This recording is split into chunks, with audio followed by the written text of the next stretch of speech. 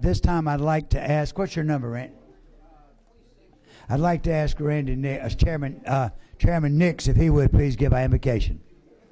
Let's pray. Lord, it seems like it's been a long day, but we know that it will have the same number of hours and minutes and seconds that you have appointed. Lord, it's the day you have made, and may we rejoice and be glad in it, and may we do the business of the state as you would have us to, in a way that would please you. In Christ's name, amen. Amen. Thank you.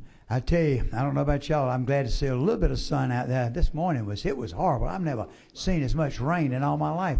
When I came into the Capitol, there was this man outside, had this boat, and had two of every kind of animal getting in it, and I started to get on board too. I tell you, scared me to death, I tell you.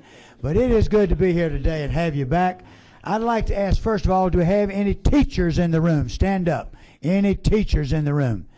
And if we do, I want to know why you're not in your class. No, that's not true. Any former teacher, stand up. Anybody who's been an educator, we're proud of you and what y'all done. Yeah. Do we have anyone here? This is the first time you've been to one of our meetings. Would you stand up? Your first time to attend an education meeting. Well, you don't. Oh, all right. You don't have to take the pledge right now. You can take it later, right? Okay. We're glad to have you here. As we always remind you, please turn off your cell phones. And if you want to speak to anyone up here, we ask that you not come up. Just walk up here, and Sheena, one of the aides up here, will take your name and get the message to somebody on the panel if you need to see someone or talk to someone.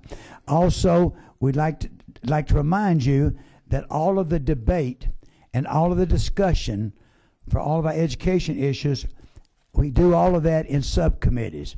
There will be no testimony except if the chairman feels it's necessary. He will use his discretion. He may ask someone to make a comment, but there's no discussion, no debate. The questions in the debate will come from the committee members. And we always encourage our committee to attend all the subcommittee meetings so they can hear all the debate. And we've had some very interesting debate, Representative Clark, in your committee. It was very interesting, that innovative committee, so we've had a good time today, so appreciate everyone. A couple of announcements before we get started. Remember, committee members, next Tuesday at 6 o'clock at Agave's, we'll have our committee dinner. Please, if you would, see Sheena, contact her. That's Tuesday night, 6 o'clock of Agave's.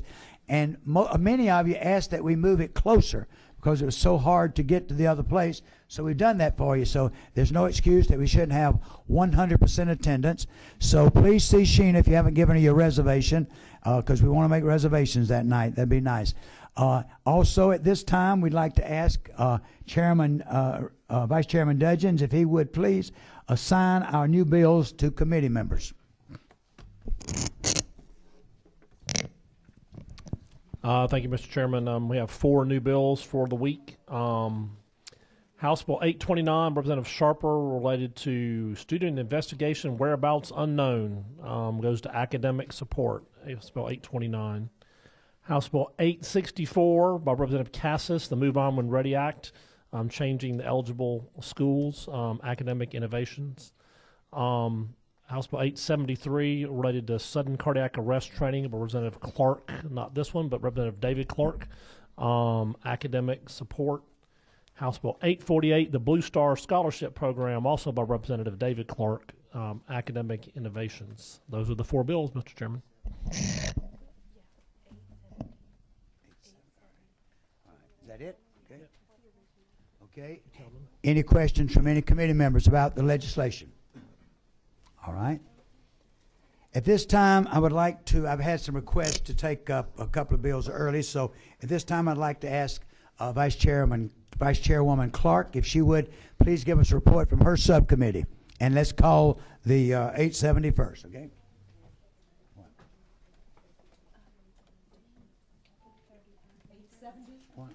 By Mr. Brian Strickland was a due pass, Mr. Chairman.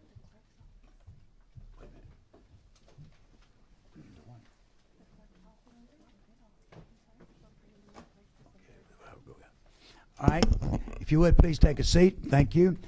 We had a very good, interesting discussion on this piece of legislation. This is House Bill 870, And if you would, Representative Strickland, if you would please, you have some guests with you. A gentleman, I'd like for you to just introduce him, because this gentleman couldn't make it to the other meeting. I think he was caught in the flood or something. But if you would introduce him and tell who he is, we're not going to give him a chance to talk, but let's at least get him an introduction. Mr. Chairman, I think he got on the boat for a minute and decided to get off the boat. He's back with us now.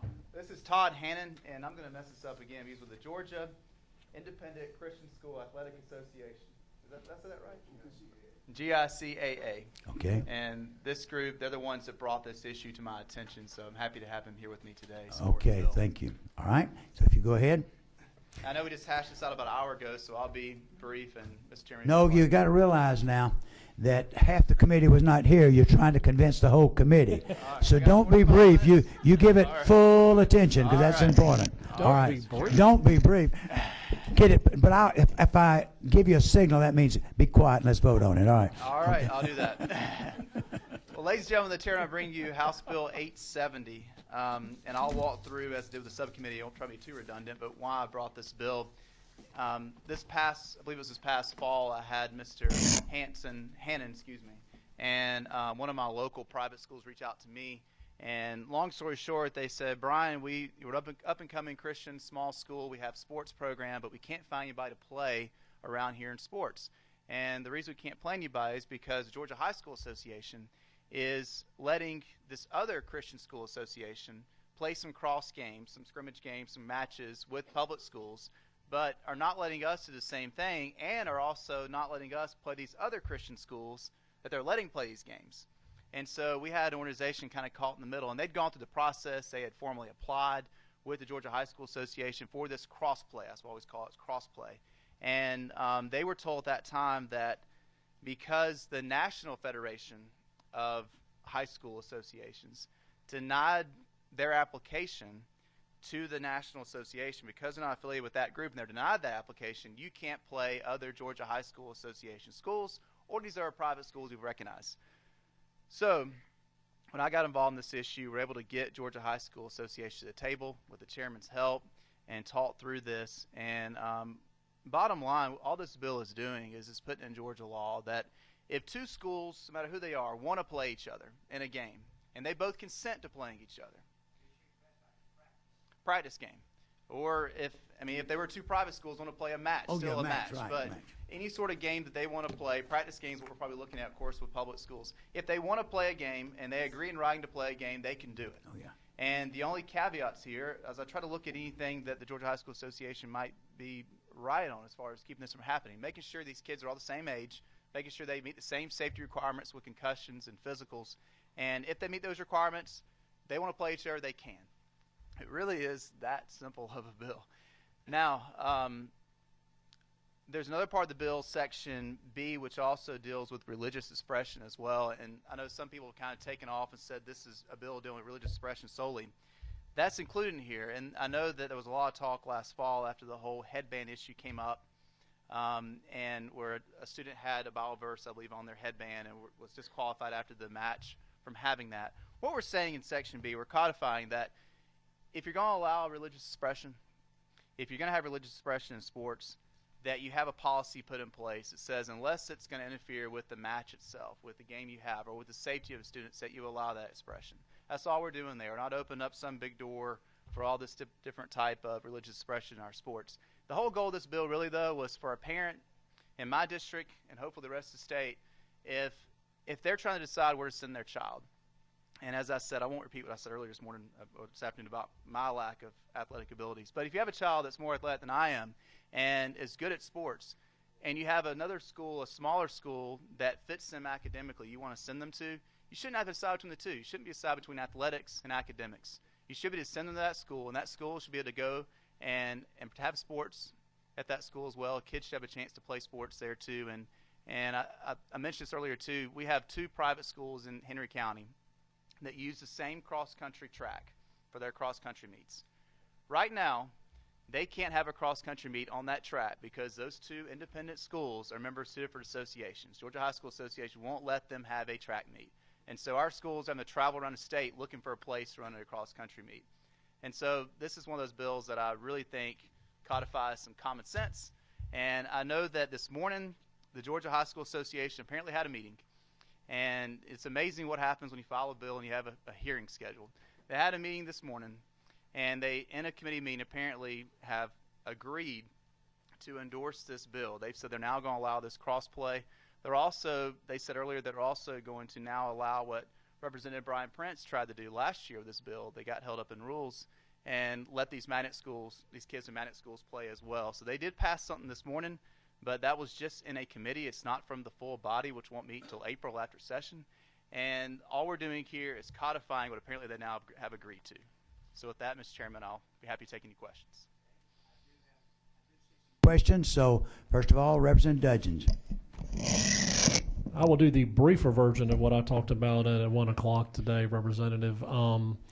I think it's important to point out a couple points about the bill, and obviously I support the bill 100%. As a 25-year sports official, Georgia High School Association, really hard job. They're doing stuff that by its nature makes people upset, and there's been a long sort of bureaucratic process in place with all this business. But two things I think are important to point out. One is that your Section B related to the religious expression, I believe, is already basically being done by the National Federation rules. Every high school sport in Georgia really is played under National Federation rules, and Georgia doesn't really make that many additional rules in addition to them. But there's all kinds of rules in existing sports around what you can and cannot have on uniforms and on your body, and it's I just looked it up on my laptop. The football rule book has 7 pages about uniforms and helmets and everything else. So there's a lot of rules around that, and what we are not saying is that someone with this bill can all of a sudden ignore the rules and write Bible verses on their football jersey or something like that. Still have to obey the rules, but within the rules, you're not going to do any kind of discrimination against religion, which I think is a great point. And I agree also with the representative that I'm glad Georgia High School is moving in the right direction, but I am happy that the legislature will continue to move in that same right direction. I'll just put it that way. Thank you. Very good. Any other questions? All right. I would like to just simply say that we appreciate. Oh, I have one. 16. That is. Who is 16? Somebody. Oh, that's me. Do you have a question? I do. All right, Representative Kaiser. Thanks. I need some more clarification here, and I'm sorry I wasn't in subcommittee. And Yeah. so this is the first time I'm seeing this. It says no high school which receives funding. Where are you now? On line 19. Yeah. And I understand that we're trying to follow National Federation rules. Yeah. But this feels like, so correct me if I'm wrong, Representative Strickland, no high school which receives funding shall participate, let's see, then it says, which prohibits religious expression. So if a school doesn't want to have religious expression by its athletes, does this say that they will not receive funding? No, it does not. First off, the funding issue is there because as a state body, we don't run the Georgia High School Athletic Association, which I Right. think Private organization. they're a private organization.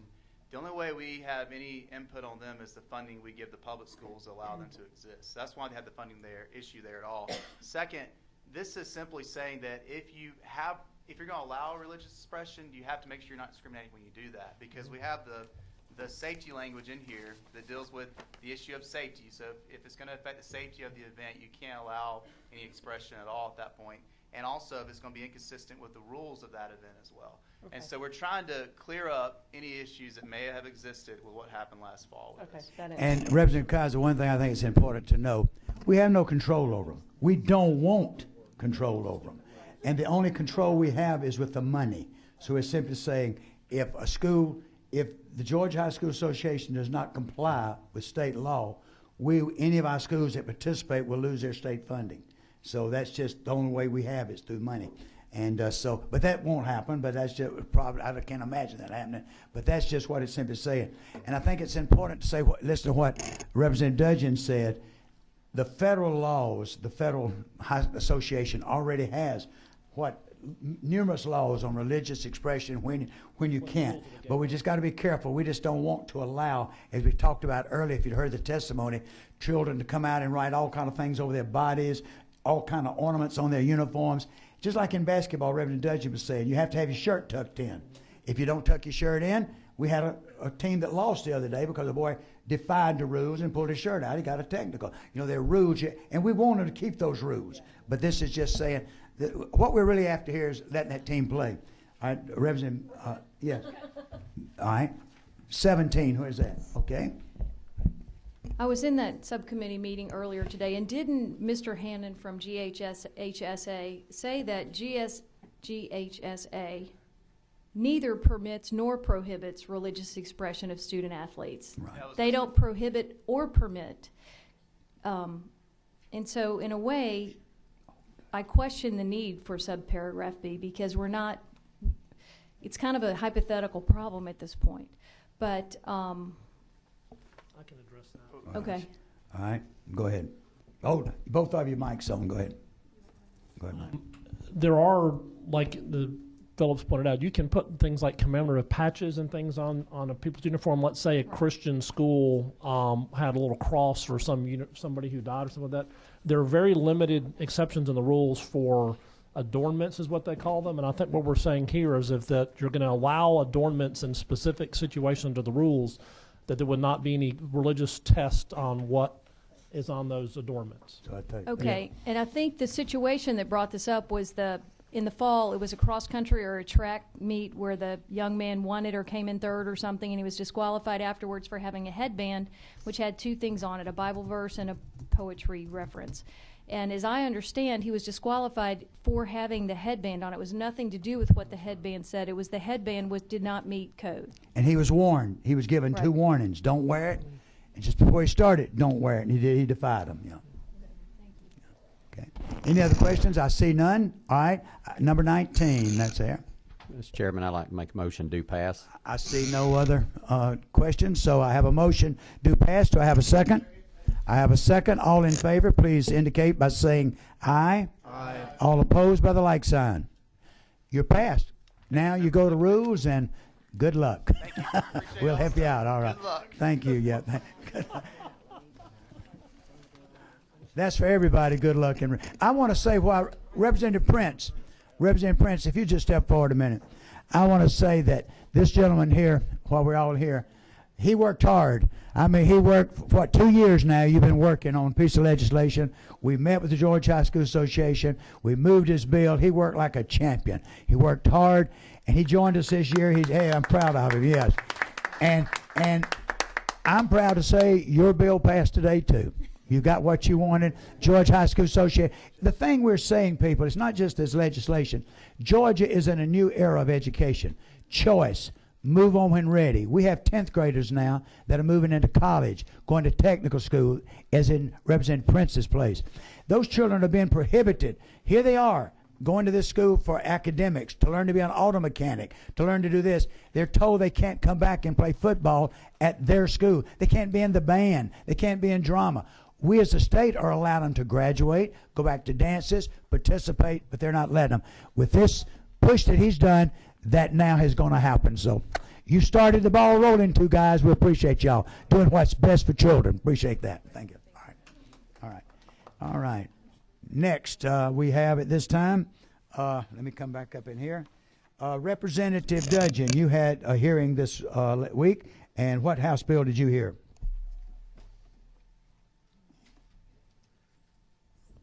We had House Bill 739 by Representative Tanner, and we had a unanimous do pass. Okay. Representative Tanner, would you like to go down to the table and present your bill?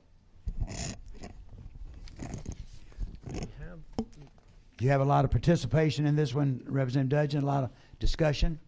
Yes. All right. Okay. Thank you, Mr. Chairman, members of the committee. Appreciate your time today, and I'm going to be operating off a substitute to House Bill 739. It's LC 336397S. This legislation is an effort that I've been working on for some time, working with the state school board, members of the School Board Association, members of my local school boards, members of the communities here in Georgia who are concerned about transparency in education, and bring this legislation to you today in hopes that I think we've reached agreement with all these groups. At subcommittee, we had good testimony by varying groups that all came together, and I know one of the gentlemen who's a lobbyist for one of the associations said he believed it was the first time he'd ever testified on the same side as some of the other people who were testifying. So I think we've come a long way. In essence, Mr. Chairman, what this bill attempts to do is provide transparency in the adoption of curriculum and textbooks. Georgia is moving away from the state adopting textbooks and curriculum. In the past, the state was heavily involved in that. The state is wanting to give flexibility to the local schools. The state is going to set a standard, and they're going to allow the local school boards to adopt their own textbooks and their own curriculum. The reason the first part is in there in the event that, on lines 22, in the event that it elects to provide for state-approved instructional materials and content, the state board shall establish. The reason that's there is the state school board wanted to still allow themselves some flexibility. They're concerned that there may be some small school systems here in the state that may come to them and say, we would really like for you to handle this process for us. And if they do ask that, and the state school board chooses to do that, then they would have to follow this same transparent system that's being set up for the local school boards. In essence, what will occur is each local school system will adopt a policy on how they're going to handle the adoption of textbooks and curriculum. When this process is taking place, and Representative Kaiser had added an amendment that has been added into the substitute, that they would notify the parents that they were getting ready to go through an adoption process of curriculum and textbooks and how to locate that information. The local school board would develop a policy, whether it's a committee process or ever how they choose to handle it, that would involve parental involvement component. And then they would, once that proposed list was together, they would publish that, make it available to parents, to the public. They could make comments, and once it was approved, they would list all of the state of the textbooks and the curriculum that they have approved on their website, if they have a website available to the public to view that.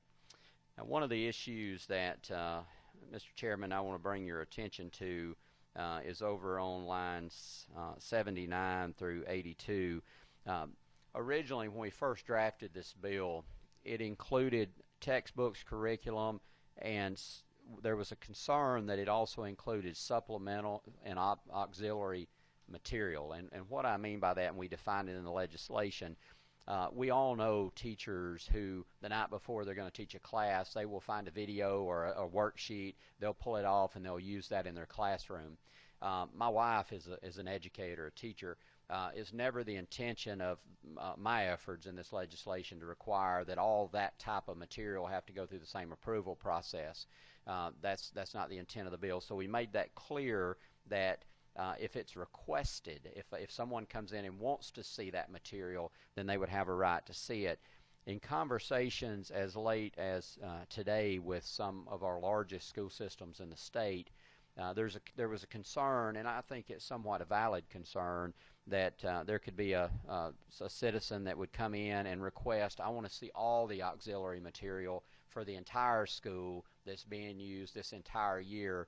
And under the draft before you, they would have to provide it. So what I suggested, and this particular school thought this was a good idea, and I've talked with Chairman Coleman and others about this, is that we limit that to parents. It's a parent of a child, and Betsy has some language in a minute. I'll ask her to read that, Mr. Chairman, but it's a parent of a child in that specific classroom, or a parent of a child who's going into that classroom the following year. If they request to see the auxiliary or supplemental material that's being used in that classroom, then the school would have to provide it. Now, that's not to say that any citizen still does not have an avenue to access this information. They do through Georgia Open Records. The difference would be in Georgia Open Records, there would be cost associated with it. You'd have to pay the reasonable time. But it's not the intent of my legislation to bog down the school system and take teachers away from teaching. It's simply to make the process transparent and open. And I feel like by making it clear that we're talking in that area about parents would have access for this material at no charge when they asked for it, then we clear that up. And again, these larger school systems we've talked with appreciate that effort, and I think will support this legislation as even more strongly than they've already testified to. Mr. Chairman, that's in essence the legislation. It's specific about what information they put on the website as far as the version and edition number of the textbook, the identification number for the curriculum, so that when folks are looking for that information, it's very clear what they're looking at, and they can go obtain that if they want to review it. So this is not, and I said this in subcommittee, Mr. Chairman, I'll say it again, all of us, if we on this committee could look at a textbook and read that textbook and all have different opinions on what was appropriate or not appropriate, it's not my intent or desire to dictate what should be taught or not taught. It's just simply that the process should be open and transparent, give parents the opportunity to be involved, to know what's being taught, and to have input in that process, and the ultimate decision still lies with the local school board on what they choose to teach in the classroom. Mr. Chairman, that's the bill. I'd ask for favorable consideration. We'll be happy to answer any questions, and at your pleasure, we could ask Betsy to read that language. All right. I have a question, 28. That's all right, Representative Benton. Thank you, Mr. Chairman. Concern that I have is the cost of these materials. When the state was giving you a list of textbooks you could choose from, that was bulk buying. If one school buys one set of books and school in the next system buys another set of books, if you have people that are moving around it, as mobile as we are, I would have some concerns about the fluency of the textbooks. I appreciate that question. There's nothing in my legislation that prohibits the state school board from continuing that same process. That's a decision that the state school board will make, not anything that we're directing in this legislation. All we're saying that if the state school board does it, it has to be transparent. If the local school board does it, it has to be transparent. But in no way are we directing that the state school board will no longer provide that service. That would be completely up to the state school board. And Representative Ben, also under the new, if this is, Mr. Gibbon is out there and the audience can help us out. But it's under my understanding now, under the new flexibility law, with the money going directly to the school, Representative Chairman Dixon, you can help us too. Schools have the right now, they don't have to buy recommended books. They can buy what they want. And many schools do that, if I think that's true. And so they can still use the State Department to make recommendation. There can still be some bulk buying, discount buying. State can still negotiate and still do that, but it's up to local schools to buy. And since that's happening, that's why a lot of the local decisions are being made at the local level. That's why we're encouraging, if you don't use the state, they'll have to do this. Is that correct? Am I putting words in your mouth? No, that is correct, and that's my understanding from talking to the state school board, is that and that's why they wanted to make sure it was left in there, that they still could do that, because there may be some smaller systems that request that because of the bulk buying power the state has. But there's no mandate from to the local school system that they have to use the state. They can purchase from whoever they choose to, as long as they go through the transparent process, but the state could still provide that service. Well, your idea of transparency, what if you're adopting, system wants to adopt a textbook and you got half a dozen parents there that are opposed to it for one reason or another? Is that going to be a clincher that they can't do it, or is that? No, absolutely not. The process still and the decision still lies with the school. All we're saying is it's open and transparent. The school still gets to make the decision. Has there been anything that would cause the adoption of textbooks not to be transparent? The reason that we need this law? Yes, sir. Can you give me an example? There's been several cases, and in subcommittee we had testimony to that effect from some school systems. I wasn't in the subcommittee. Can you tell me what school system maybe didn't do that? Well, one was Gwinnett was talked about, and there was, and I'm familiar with some other schools that during this process we've talked with and received issues with, but we had testimony specific to that. And I just have a difficult time that the local taxpayers and the state taxpayers are paying for the service, and I believe that all government should be open and transparent. And if it's public education, it should be open and transparent. And I'm not the type legislator who wants to get into dictating to a local system what they should or shouldn't teach, because I believe that what maybe the community in Gwinnett wants to teach versus the community in Glenville, Georgia wants to teach may be a little different. That community is different, and that school should have that flexibility. But I think as a state, we need that transparency in government so that parents do have the ability to know what's being taught in their schools, and that's what this legislation is about. And I think it's important to note, Representative Benton, is that this summer at the board retreat, state board retreat, and they invited many of the legislative leaders to come down, the House members to come down. They said the textbook adoption process. You know, every so many years we do science, and the next we do math. And they talked about their process, how you would involve parents, you'd involve teachers in looking at textbooks, bring them out, and then they'd have a process, discussion period, comment period, when you can do. And this is just instructing or encouraging local systems, since most of this is going to be done now at the local level. I mean, what we've done, we're setting the how. The what. The state is setting the what. These are the standards. The how, we've turned that over to schools now, local boards and their superintendents and parents. We're saying the how you do it is up to you. What books you pick, how you go about teaching that, the supplemental is up to the local systems now. And within the parameters that the state accepts. So that's why I think, is that what you're saying? No, you're exactly right. The state's setting the standard, and how it's taught and how that standard's reached is going to be up to the local school system. And this just establishes that level of transparency.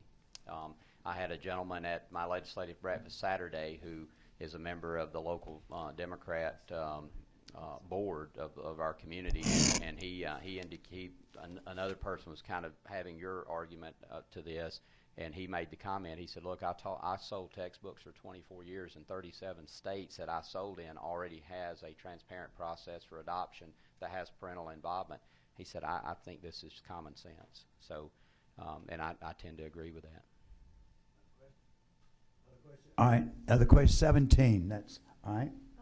I have a question whether there's a timeline on the publication of the information of proposed textbooks. We talk about the proposed instructional materials, and I do agree that it would be helpful for parents in deciding schools or courses for their children if they could see with enough planning time what the proposed instructional materials are. But is there a timeline here? I've looked through the bill and I don't see it, because I know a lot of times schools are still scrambling to get their instructional materials to determine what they're going to be, and then post them online and then get the doors open like all on the same day. Right. For the curriculum and textbooks you're talking about? Right. I don't know. I don't believe there's a specific timeline in the bill. We do push the effective date out, of course, to July 1st, and say that this entire bill begins with the 17 and 18 school year to give them time to plan. And most school systems adopt textbooks for typically multiple years, so they don't go through this process every year.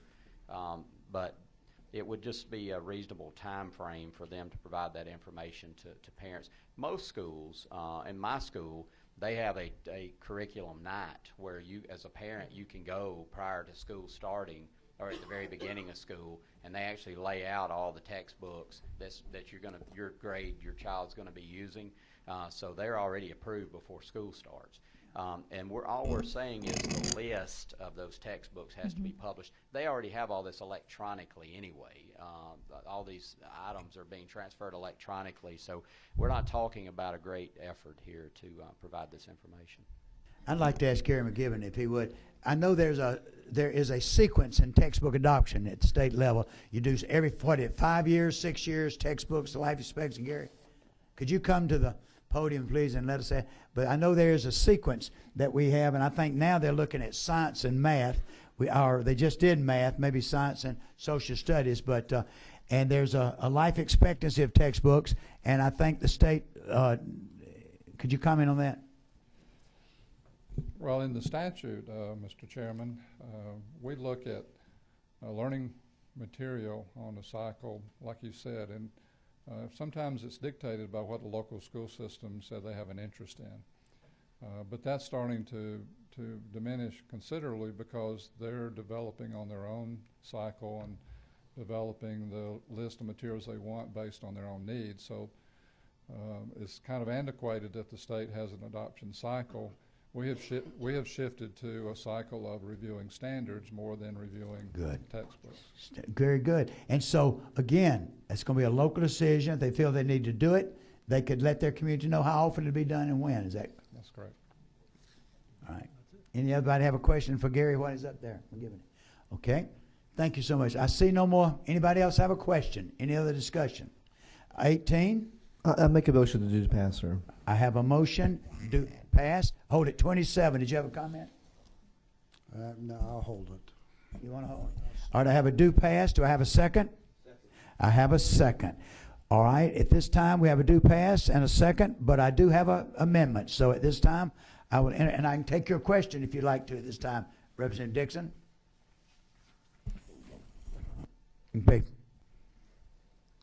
I just was going to ask, I mean, I understand what you said about materials that the individual teacher has chosen, but I don't see anywhere in here where it exempts that from the requirement for local approval.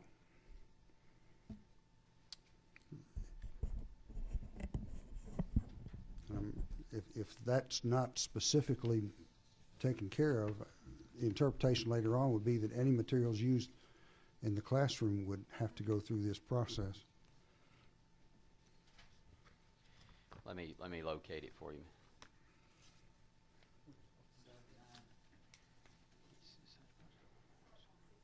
Yeah, 661.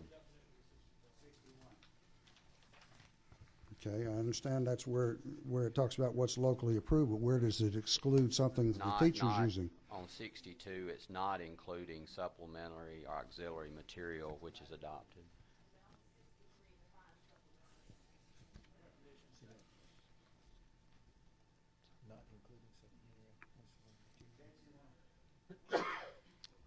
Okay.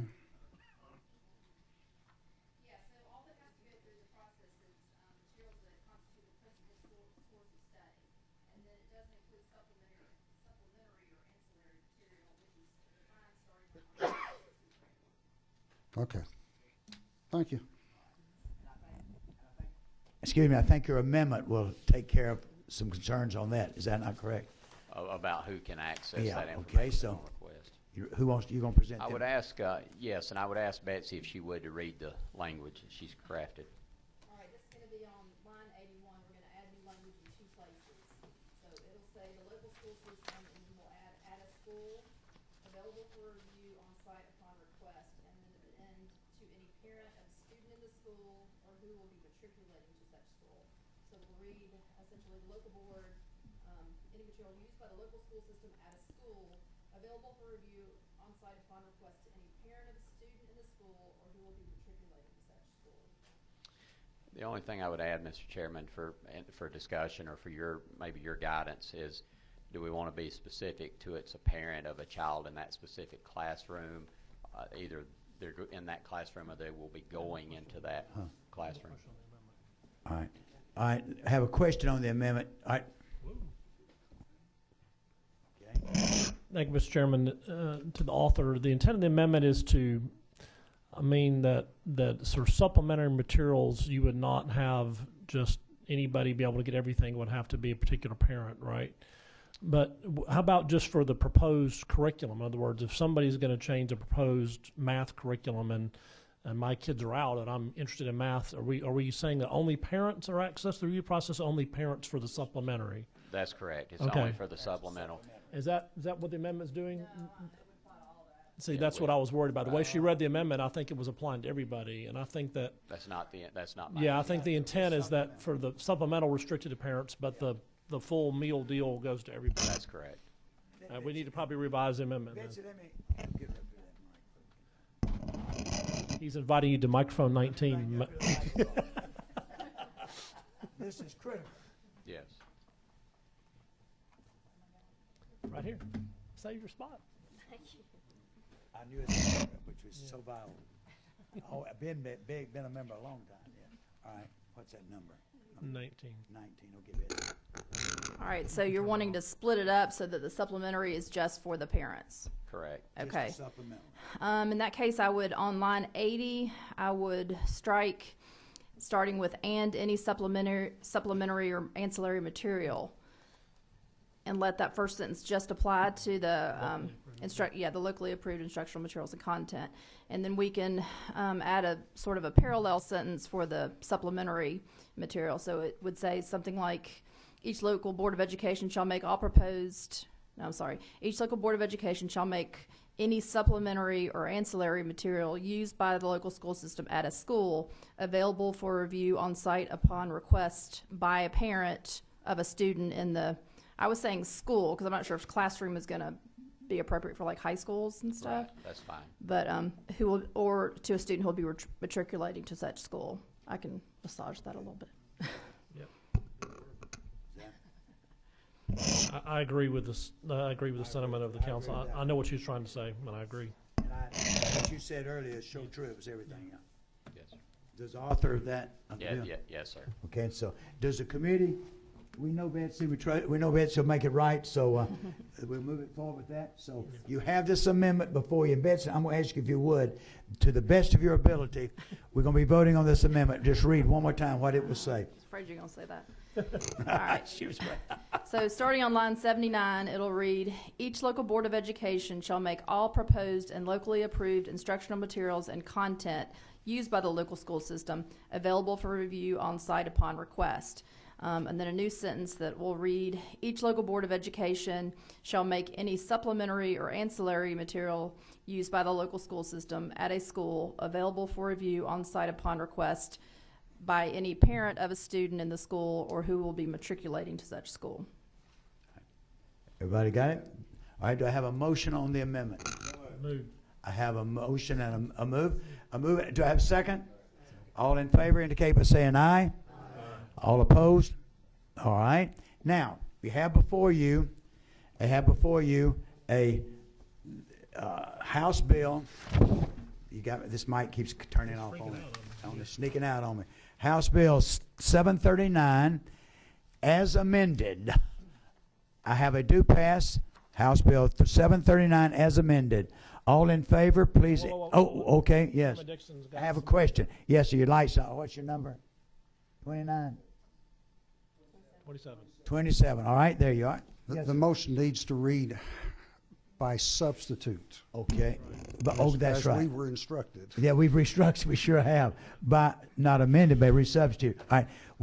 The motion is do pass House Bill, substitute the House Bill 739 as amended. No, just substitute. As substitute. That's right. As substitute. Because it has been substituted. That's right. As substituted. All right. House Bill 739 as substituted. All in favor, please indicate by saying aye. Aye. All opposed?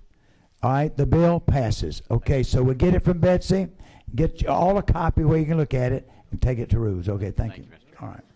Thank you all. Okay. Next, Chairman Nix, you had a meeting, and you have a bill that's on the agenda for today. What's your number? 26, all right.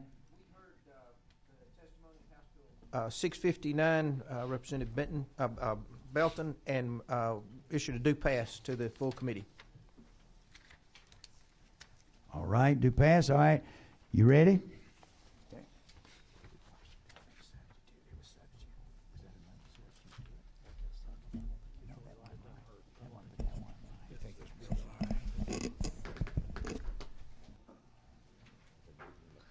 Thank you, Mr. Chairman. Can you hear me? All right. Over the last few years, this committee, has given local school boards unprecedented flexibility. Thank you very much. As a local school board member, I would have loved this increased flexibility. With this increased flexibility we've talked about, transparency is also needed to ensure accountability for the $16 billion we spend on education every year. I could quote you a few Bible verses or sing you a Sunday school song, but I think you all know that shining lights on almost every human endeavor makes things clearer, safer, and more trusted. I bring before you House Bill 659, LC 33639-8 Sierra. It's a fiscal transparency bill that will make you more aware and make your constituents more aware of where your $16 billion is going. No one spoke against this bill in subcommittee. The Department of Education wants this data and wrote most of the bill. The Chamber wants the bill. The Governor's Office basically wrote the substitute. Page and a lot of other teacher advocates desire this bill because they want the accountability to ensure fairness throughout the different schools, especially the larger districts. To the bill,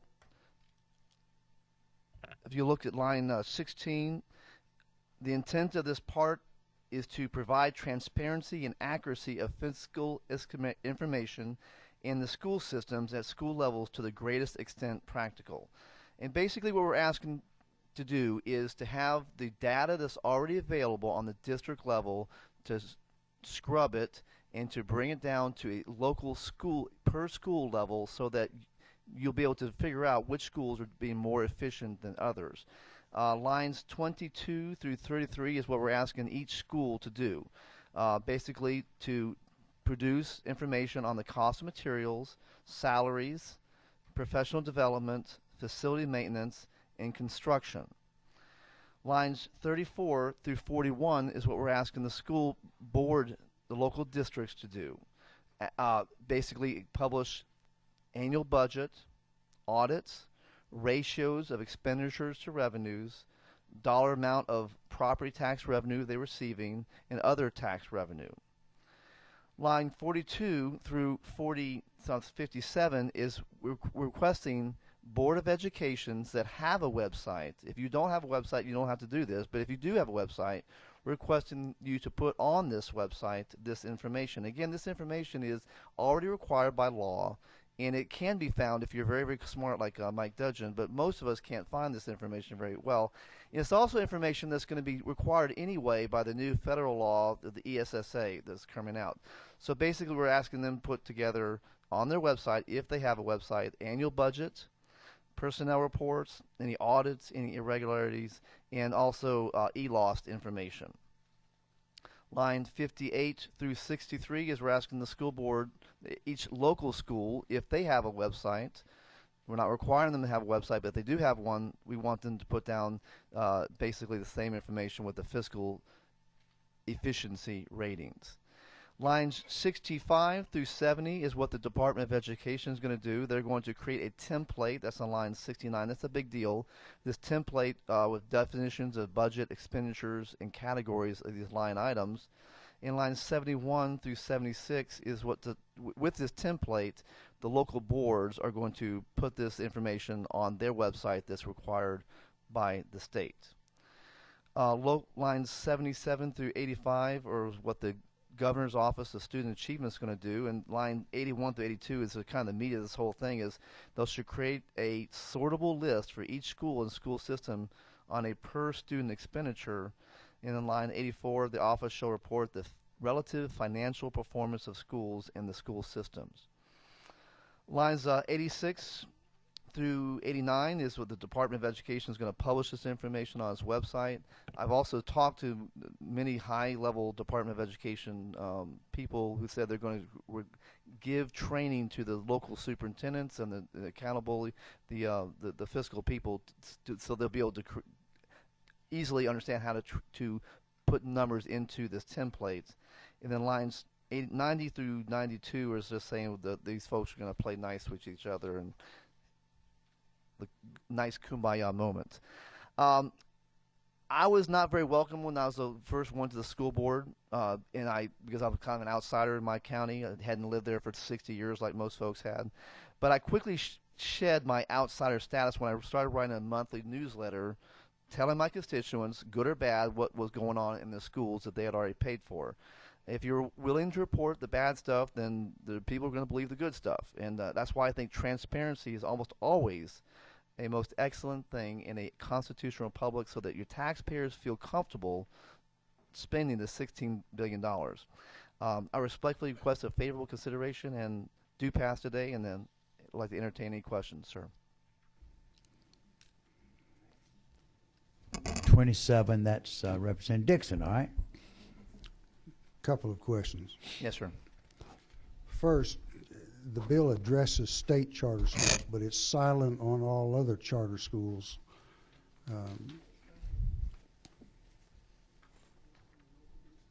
How are they going to be handled?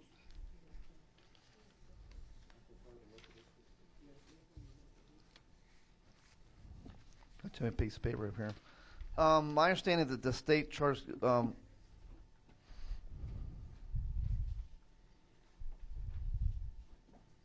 each state charter school. How about local, yeah. Okay. Should it read each State. local's charter school? Be part of the local boards, yeah. Yeah, they're our local, okay. It's part of the local boards. You're just going to roll them into the system. I think we. If the local board charter school, that belongs to one of their schools, it's, even though it's a charter. Okay, the other thing. They're still a charter school, yeah, still a charter school. The other question I would have, obviously there's not a lot of expense to put it on the website other than the preparation. There will be cost for the programming. But for the person who comes in and says, I don't have access to technology and I want a printed version of this, you're talking about a significant amount of paper now and time to print. Where in this bill does it say that you have to print this data? You say readily accessible. If I don't have a computer, what's readily accessible?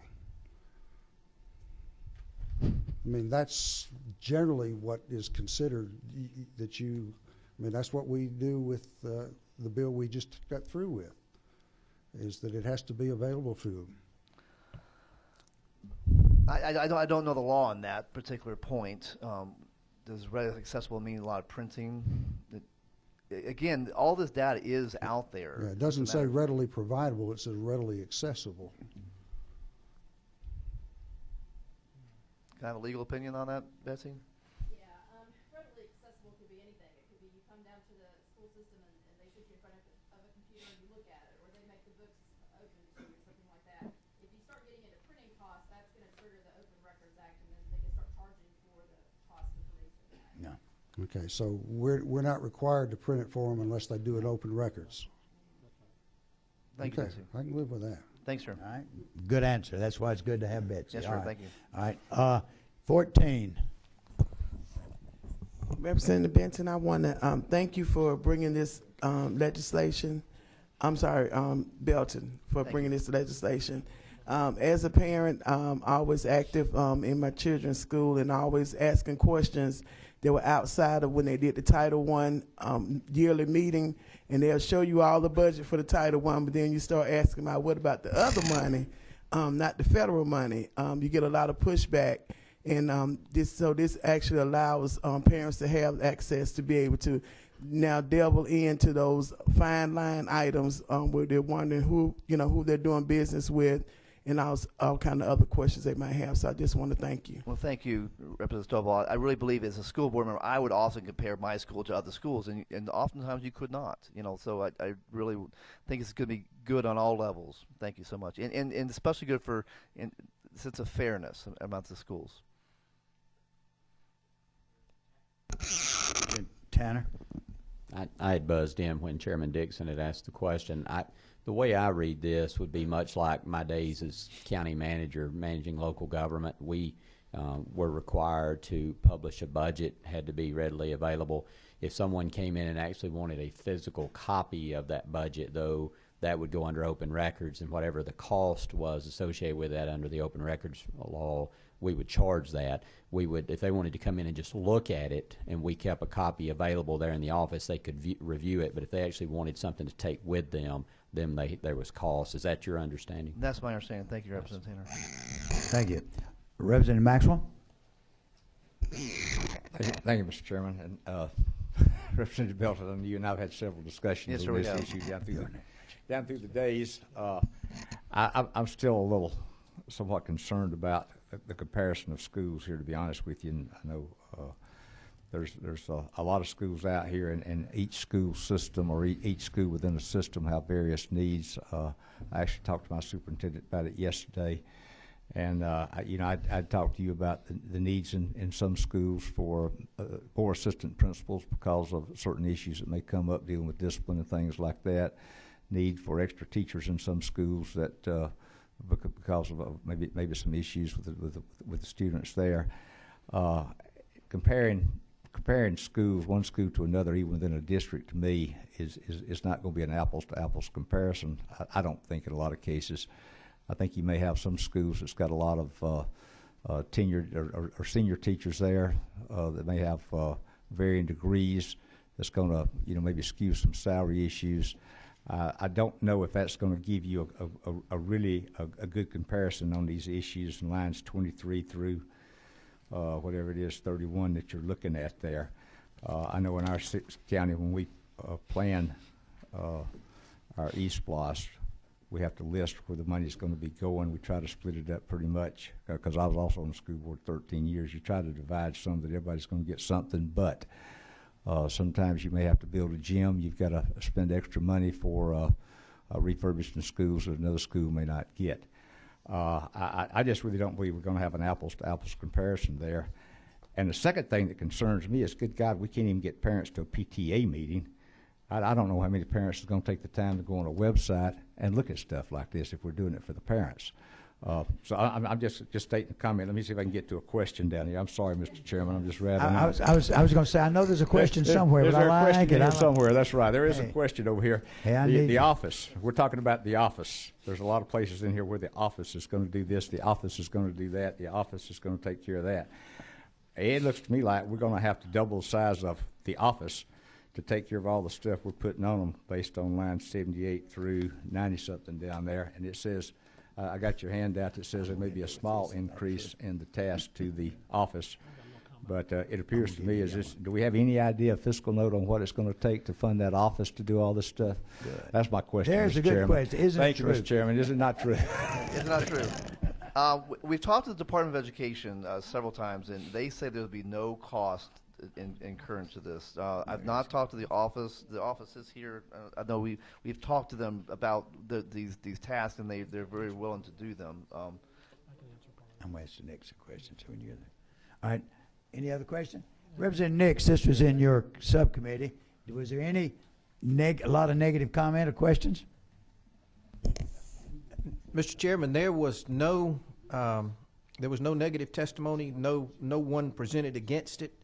We asked multiple times, does anybody have an objection, and we never got any objection. We had several people speak in favor, and the issue of cost was brought up and was not seen to be significant. So, okay. I'm gonna get you. All right. Thank you. All right, Representative Dudgeon.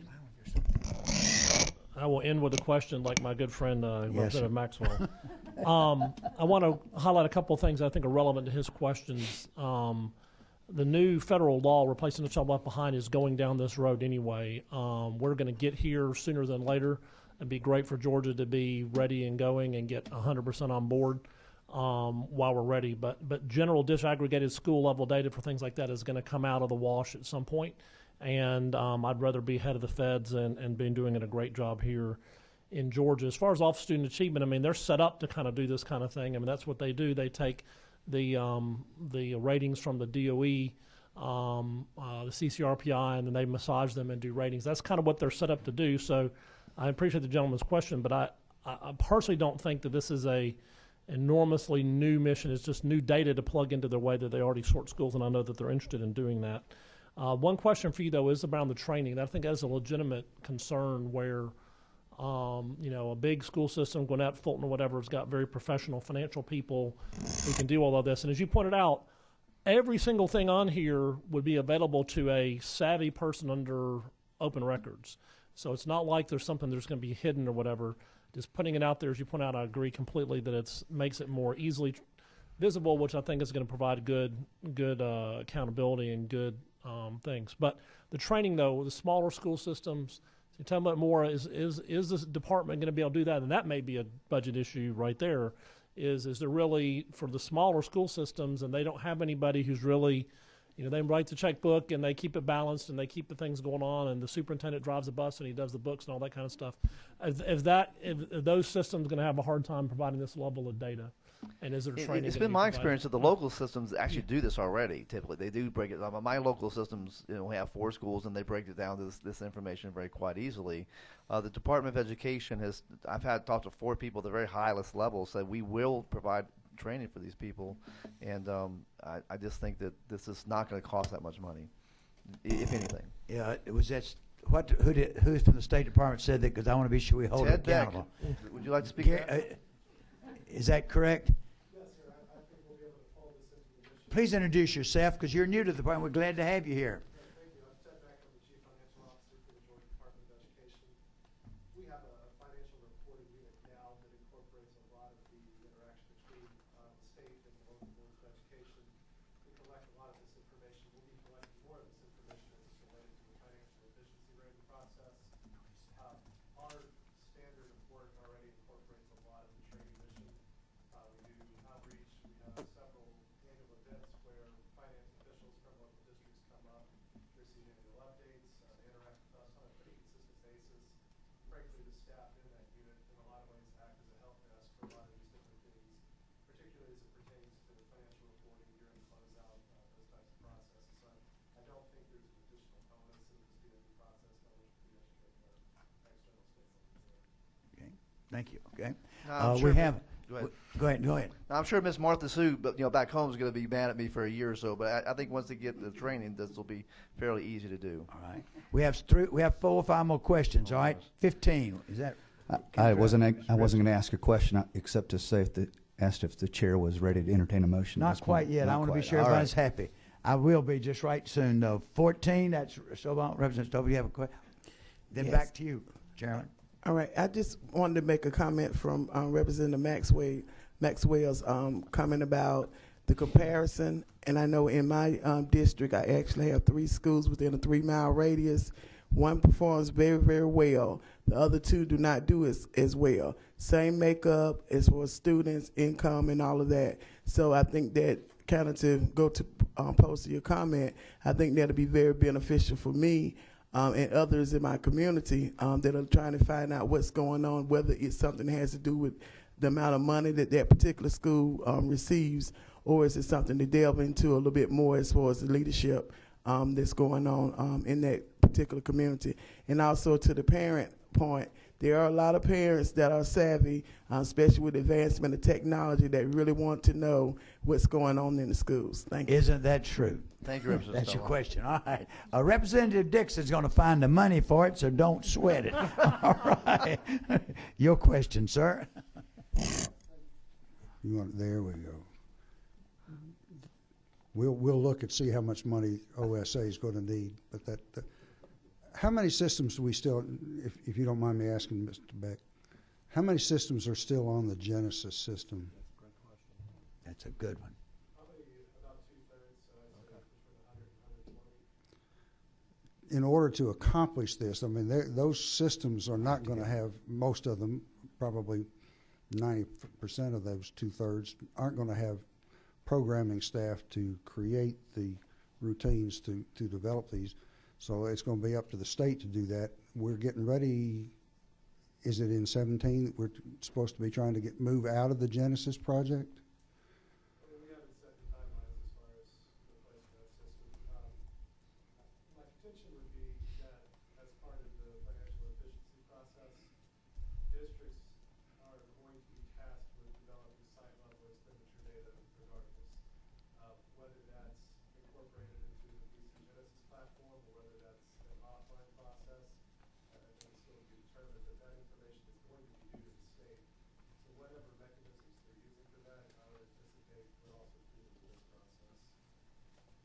I'm not sure that the same process is going to work. I mean, you have a very specific, unless you made some rather radical changes from when I had to punch the button on Genesis reports. You have very specific ways that information has to come to the state. That's not going to satisfy his request for something that's easy for people who don't deal with it every day to understand. I cannot accept that a state report that we're already doing is going to meet what this is trying to accomplish. We do have the ability to collect data at the site level. So there are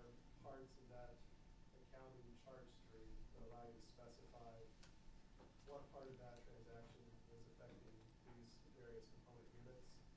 It's something that's not particularly well utilized, and it's not something that we managed at the site level to require districts to report that. So there are districts that are able to do that. Will it require some adaptation on our part? I don't see him. I'm going to put him on the spot. Representative Belton, if I was writing this bill, Yes, sir. I'd add a couple more lines of code that required the State Department to provide the code work. Provide the code word? Software. The softwares to We can write accomplish that this in task. if you'd like to. I mean, that's fine. Give us the Exodus component of the Genesis. They're Yes. coming back to Tom asking for money for this. Yeah, they come back to Tom as for it. Is there anyone for the Superintendent Association here still? I thought so. Would you stand up? What's been your take from what have you heard from your superintendents? We know that most is coming along with the federal law already is going to happen. And it would be nice as the bill was being developed or is there would match up with what is already requested. We don't have to do Yes. what is required. What you were saying. Some other stuff, or it becomes one piece. Yes, sir. Because you do have those districts that have large capability of financial aid, and those ones who have the small situation. And you got to be able to help those people. The template, I think, is an excellent idea. Okay. That's basically what Representative Dudgeon was saying. Yeah. One concern we do have still is there's other agencies who receive state funding. Okay, when I was superintendent, we would have to pay for out of state funded monies to go to for students who would not attend our public school who would go to another location. As superintendent, I would pay a lot of money. Our district, our board would pay a lot of money for those individuals, and they're not. Their accountability for that state money is not transparent at all. Okay. All right. That would also might create some, if you have a few students that you've got in a special education setting that you were having local dollars go to, that would create identifiable situations. Do we have? That would be like? Yeah. Yeah, that would be a problem, I would think. Okay. All right, I have other questions. We'll come back, all right? This is 17. That's, yes, all right. Thank you, Representative Belton.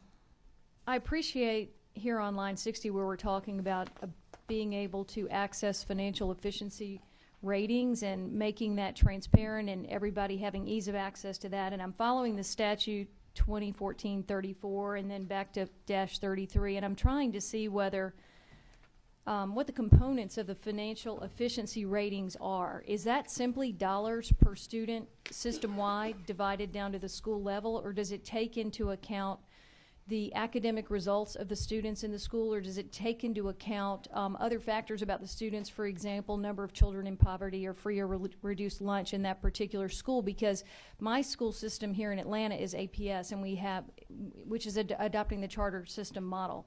And I think part of that is they're adopting a model for equity, and part of the implication of that is going to be that some children are more expensive to educate than others. So it's going to be great for all of us to have this data, but there may be a reason why some schools have a higher per pupil expenditure than others. And a long way to ask, what are the components of financial efficiency? I do not know that code section very well. I would say that it's better to have more information than less information. The idea that we're saying, well, we don't want to know this information because there may be some bad conclusions being drawn is kind of a... Oh, I totally agree. I've tried for years to figure out per school expenditure, and I'm sure that Chairman Dudgeon could do it. Reverend Beskin, they get your question though. They get your question answered. Did. Let's see if Reverend Dudgeon can shine a little light on something. All right. Yeah. He knows that. All right. Are you looking at the code section? Because I'm looking at it. 34. Yeah. I'm just saying that was part of the report card bill whenever we did that X number of years ago. I mean, I'm not sure the office is already doing. They're already doing something like this. I'm just saying that that we're taking the state rating and making the locals putting it on their own website in this section so that people can locally, if I'm in XYZ county and I'm curious about my system, I don't have to realize I have to go all the way to some state website to find their ratings. I think he's trying to push information that's already collected by the office, just push that back for the local citizens. Is that not true? So the local people will understand what's going on with their local dollars. That efficiency all being gathered in some manner. Representative Best, can they get your question? All right, Representative. Any other questions? I see no more lights up. Chairman Dixon's going to find us some money, and all right. Well, I do have one. All right, then I'll come into for a motion. You just get ready. All right. Yes, Representative Dudgeon. I'm sorry. The person identifiable data, did we ever track that down enough councils over there? Is there anything in here that would get us in trouble with personally identifiable data? Because that's a legitimate We said concern. pursuant to the legal, I mean, there's a legal clause in this that it is not made confidential by law. That's line 25. Yeah, but it gets weird because something may be confidential, but there's thresholds on personally identifiable. If there's like a 3-person class, then you can reverse engineer the personal data. So I don't know. Do you think we're covered on that? Per class. So we're just per do you think we're covered on that, Betsy? We've got that in several places about okay. otherwise, and then I think the state board can flesh that out. In the rules. All right. Okay. Okay, All good. Right. I'm good. All right. Representative Cantrell. I'd like to move do pass. Oh, hey, how unique. Okay, do pass. Do I have a second? Huh? Wait, to pass by substitute. Yeah, we're going to do pass substitute. LC 336398S. Do I have a second? I have a second. All right, all in favor of House Bill 659 passing by substitute, please indicate by saying aye. Aye. All opposed by aye. All right, do you want to be recorded? All right, we have one negative, and I guess the rest are affirmative. You got it, Sheena? Yep. All right. Anything else? All right, we have one more bill now. Thank you, Mr. Chairman. Thank you. So at this time, I'd like to ask Representative Clark if she'd talk about her other bill. That was House Bill 615. That was House concern. Let me. What's your number? 22. 614. All right. There you go. There House Bill 615 passed unanimously. A due pass. Ms. Valencia Stovall. All right. 614. 614. 614.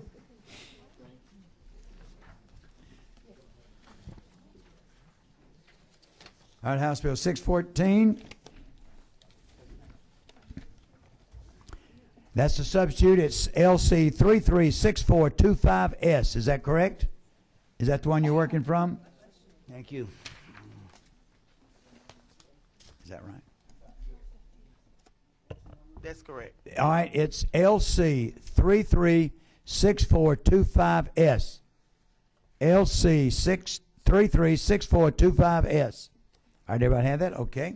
You're on. All right. Good afternoon, committee. I bring before you House Bill 614, the Landon Dunston Act, which will provide a pilot program for video cameras in the classrooms of self-contained special education classrooms. And what it will also do with these particular cameras, provide instructional support for teachers and school administrators, and also address at the same time safety concerns for students, parents, faculty, and administration. Currently, majority of our school districts already have video footage or video monitoring already in place. And usually in the areas where it might be the cafeteria area or the more common areas like the hallways. So this particular program or this particular bill is a pilot program. So it's not a mandate for the local school districts to or the DOE to do anything as far as mandating them to have the video cameras in the classrooms. It provides for a pilot program, and where the if you go through with the legislation, and it allows the DOE to authorize to establish the pilot program for the video cameras in the classrooms. And this particular bill came before me about 2012 or 13, in the beginning of 2013, from a parent who has a child who is autistic, and there was an incident that happened in the classroom. There was no conclusion to be able to be found as was what actually happened. to her child. And so when she came to me to ask me if I would be interested in providing the bill or introducing the bill, so that the parents can kind of feel safe and know what's going on in the classrooms when incidents arise, and as well as on the same side with our educators being able to protect them from being falsely accused of anything going on. Along with what the legislation would also do is a lot of times we have top-notch educators that are doing a fantastic job with our special needs students, and a lot of times they are complaining or asking the administration to provide equipment, special equipment, when they're dealing with certain students. And a lot of our administrators don't have the time to be able to sit in those classrooms and actually watch to see what's going on. So the video cameras will allow access for those administrators to be able to actually watch what was going on in the classroom, to kind of be able to help with those requests that were made by the educators.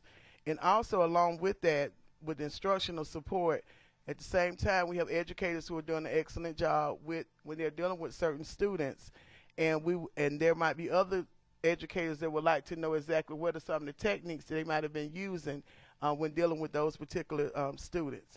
So this particular legislation will address all of those different areas for our special needs community.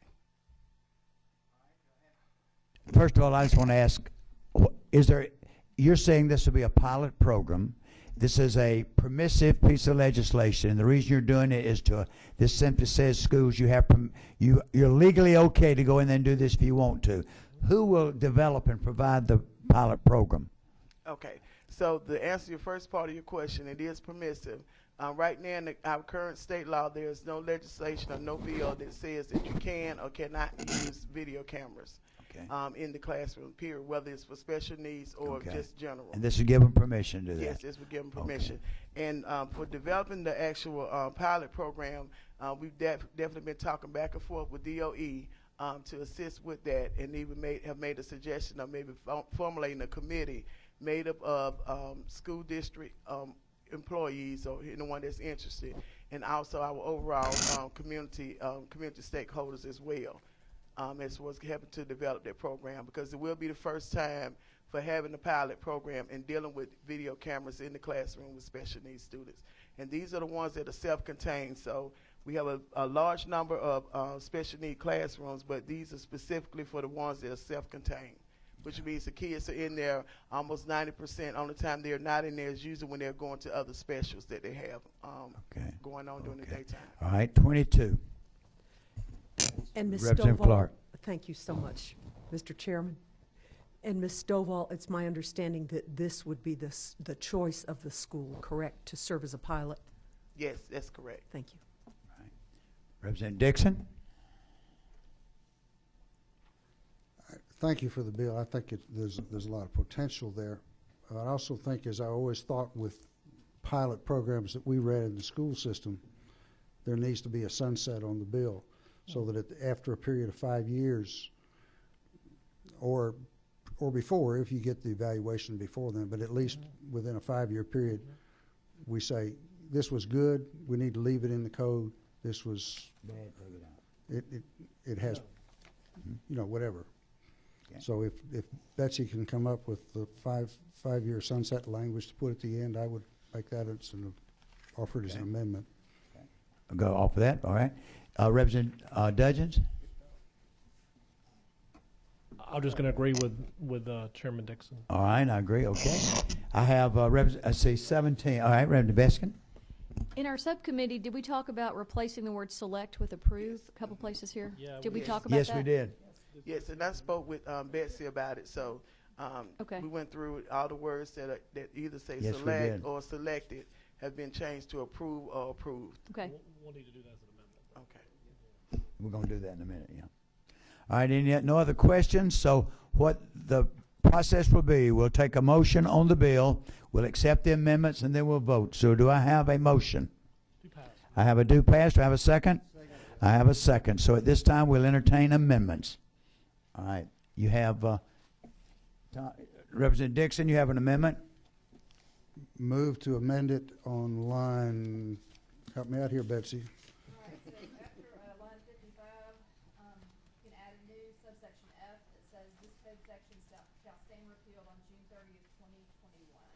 Okay. And then we'd actually need to add something to the title to reflect that on line 5. It says it would be like to provide for automatic repeal. And Betsy, you've already done the words you've already changed. That's already been done, right? Well, Not here. Oh, not happening. Okay. So that needs to be another amendment, right? All right. Who's going? And that's going to be offered by Reverend. All right. Go ahead. All right. Go ahead, Reverend Dudgeon. So we have two amendments. All right. You want to do his first? No, we'll take them both, and we'll do and I was told, and by legislative council, you take the first and say we'll do that. So go ahead and get your amendment, and then I'll vote on them. Yeah. Okay. All right. Go ahead. Yeah. I'm sorry. Yeah. Just my amendment is just something that came up in the subcommittee to clear up the language around where it indicates the Department of Education is selecting as opposed to approving. And so we had council come up with where that needs to happen. So I defer my time to Ms. Howerton. All right, so on line 21, the word select is there twice. We'll replace that both places with approved.